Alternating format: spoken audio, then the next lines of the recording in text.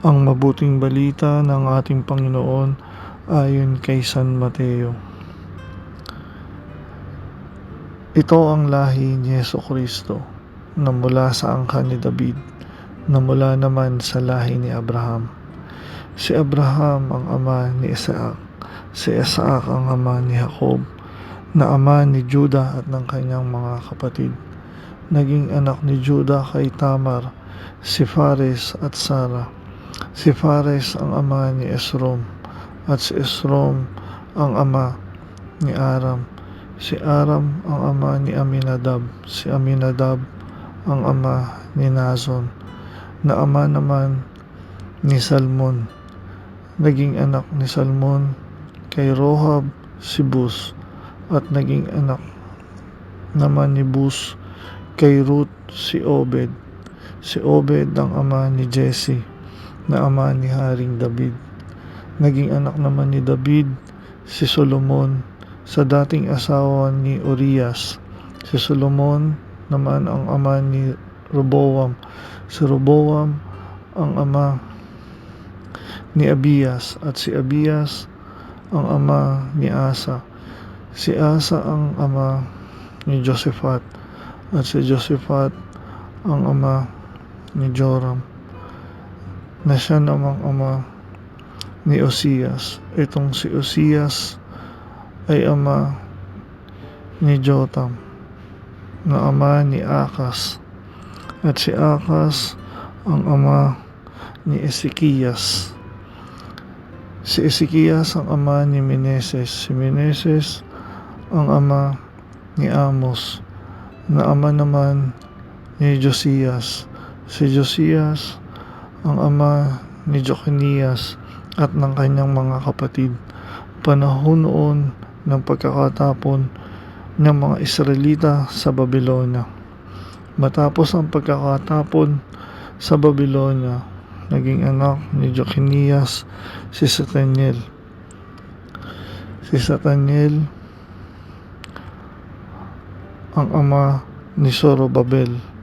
Si Zorobabel ang ama ni Abid, na ama ni Eliquim, at si Eliquim ang ama ni Azor. Si Azor ang ama ni Sadok, na ama ni Aquim. Itong si Aquim ang ama ni Eliud. Si Eliud ang ama ni Eleazar. Si Eleazar ang ama ni Matan, na ama naman ni Jacob. At si Jacob ang ama ni Jose, na asawa ni Maria. Si Maria naman ang ina ni Jesus, na tinatawag na Kristo. Ganito ang pagkakapanganak kay Jesucristo. Si Maria na kanyang ina at si Jose ay nakatakda ng pakasal. Ngunit bago sila nakasal, si Maria ay natagpo ang nagdadalang tao. Ito'y sa pamamagitan ng Espiritu Santo. Isang taong matuwid itong si Jose, na kanyang magiging asawa. Ngunit ayaw niyang mapahiya si Maria, kaya ipinasya niya na hiwalayan ito ng lihim. Samantalang iniisip ito ni Jose, nagpakita sa kanya sa pamamagitan ng panaginip ang isang anghel ng Panginoon. Sabi nito, "Jose, anak ni David, huwag kang matakot na tuluyang pakasalan si Maria, sapagkat siya'y naglilihi sa pamamagitan ng Espiritu Santo.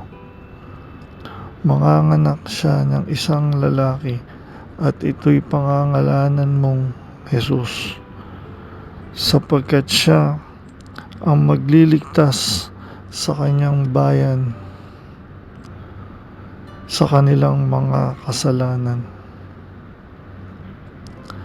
Nangyari ang lahat ng ito upang matupad ang sinabi ng Panginoon sa pamamagitan ng mga propeta. Maglilihi ang isang dalaga at manganganak ng isang lalaki at tatawagin itong Emmanuel. Ang kahulugay kasama natin ang Diyos. Ang mabuting balita ng ating Panginoon.